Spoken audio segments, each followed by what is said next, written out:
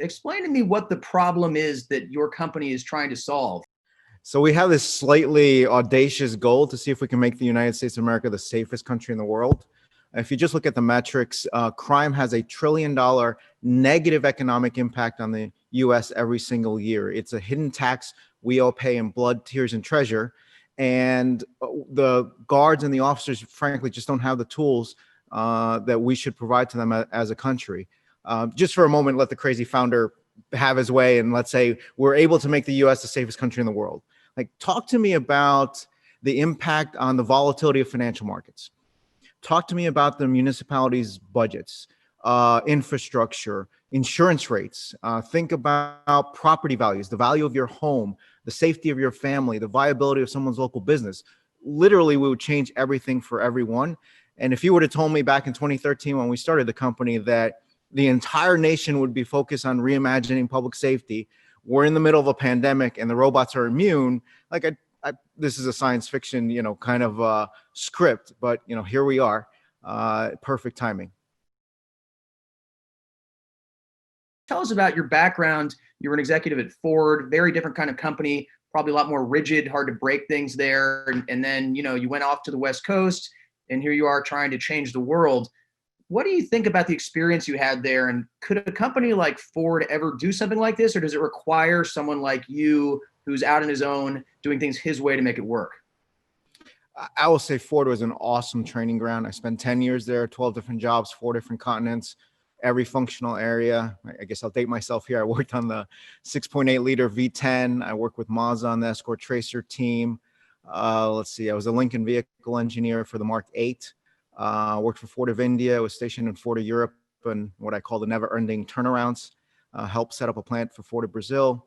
My second and last job, I was a director of mergers and acquisitions when we were running around buying everything, which is a lot of fun. My last job, ill-advised, was an entrepreneur. It took me 6 months, 23 executive reviews to convince the board of directors to release $250 million to me to do a roll-up in the used parts industry. I bought 22 companies in 11 months, had about 600 employees, doing about 150 million in sales, and built the world's second largest automotive recycler. It's part of publicly traded LKQ Corporation today. If you look on my LinkedIn profile, during my time at Ford, I look unemployable. I was basically moving around all the time. The management team there thought I was pretty good at fixing stuff. And I would never dare trade out that. It gives me a lot of experience to kind of understand hardware outdoors at large scales, a lot of interesting processes and things to think through, but tremendously different environment. You have to be a little bit of a renegade. I mean, we ourselves, if you look at our cap table, really don't fit even in our own Silicon Valley renegade moments here. We're a complete outlier. And what I find humorous with a lot of investors is they're looking for the outlier returns, right? I don't want 1x, I don't want 2x, I want 10x, 100x. But the company needs to look like this. The founder needs to look like this. They need to have this kind of revenue. They need to be in these sectors, in this setup. And it's like, I've never seen so many smart people and have such prescriptive environments and formulas wanting an outlier outcome, right? That's not how a formula works. But yeah, you kind of need to start from scratch. There's a lot of opportunities out there. Not something that an automaker would really be focused on. And now that we've operated over 1 million hours out in the field, more like the automakers are incoming potential clients for us.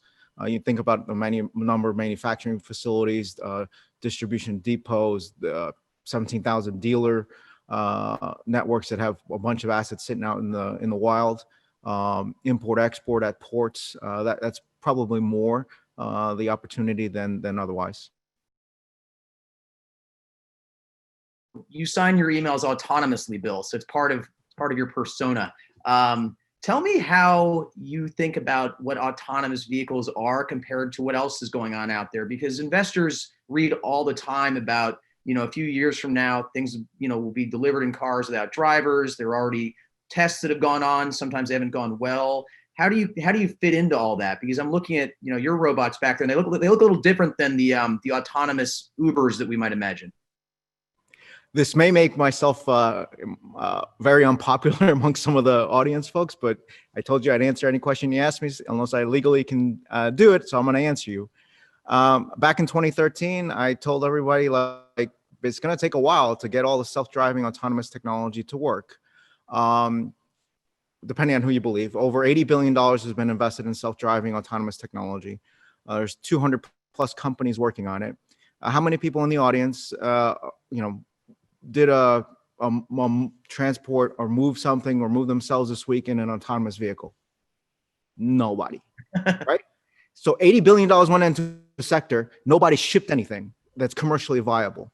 I believe Knightscope's the only company in the world operating 24/7, 365 across an entire nation, fully autonomous, no human intervention, with real world clients and real world environments. And so what is the problem? I wish everyone working on this the best of luck, and I want everyone to succeed. I'm just in violent disagreement as the path to commercialize the technology. Engineers are really good at solving problems with constrained boundary conditions. So Mr. and Mrs. Engineer, okay, here's the box. It's kind of like here's some constraints. Keep iterating and get something to working, out the door it goes, right? But what the industry at large and the capitals are putting the money forth basically say, here, can you put a 4,000-pound unmanned vehicle on a public road, random environment, random climate conditions, random time of day, no regulatory framework, no insurance framework, no legal framework, no safety framework. Please go get this to work all the time. Like, we can't have, random edge cases of, cars going rogue and off into the wild they go, right?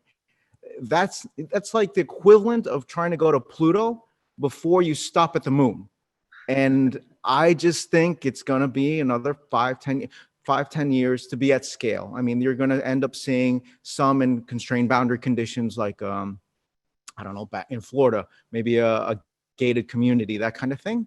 Yeah. But at scale, for all the LiDAR companies and all the crazy SPACs and all the stuff going on, like, those are interesting suppliers to an industry that's not going to be able to ship in at scale for quite some time. We took the completely opposite route. Hey, can we get this to work 1 to 3 miles an hour first? Yeah. And then can we really iterate our way there and be as capital efficient as possible, and without a lot of reckless capital, to go build this business in a non-hockey stick format? I know investors love to see this nonsense of this thing. This nonsense of this thing, 95% of startups fail. Like, the likelihood you're going to hit that curve and do it right and execute is almost zero, right? So we're kind of steady kind of growth. And some investors love to hear that, some less so. But I'm here and I'm focused on better securing the country, as opposed to hitting some, fancy, artificially long-term target that is not achievable. Did you think about going to Sand Hill Road out there where you are and looking for venture capital money? And how would that have changed things if you'd done that instead of gone to, regular investors, which you had to a big degree recently? Okay, so we're in the heart of Silicon Valley, in Mountain View. Yes, did we go to attempt to spend way too much time with VCs trying to convince them to do this? Sure. But what you need to think about is $100 billion goes into startups every year, plus or minus. 85% or so goes into software-related companies. 10% plus or minus goes into biotech. 5% goes into other. Then there's a tiny little sliver that might go into something hardware-related or robotics. Name me the VC or general partner that is fluent in law enforcement, physical security, robotics, and hardware with a track record, and we, the issuer, should pay a premium for that kind of capital. Right. You're going to have a really hard time. And putting aside the 2 or 3, really good VCs, you've got a lot of folks worried all about the wrong things, asking all the wrong questions because they don't have sector expertise. I mean, there's a time and place for a VC.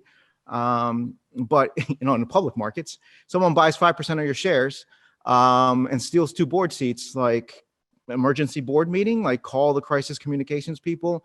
We need to figure out what we're going to do with this activist single shareholder. Right. Here, someone buys 20% of your company, steals 2 board seats, and the CEO sends out a celebratory press release. I don't know. We're looking for and have garnered long-term capital. And, we're not interested in conflicted, governance, nor folks on a, 6th year of their 7-year fund and need to do a liquidity event. And we're trying to secure the country. And they're like, we vote to sell the company to act like that's not helpful for what we're trying to do. So we took a completely different path since, we were told no. So no was the wrong answer. And so we stuck to our guns and got the company funded in a different way.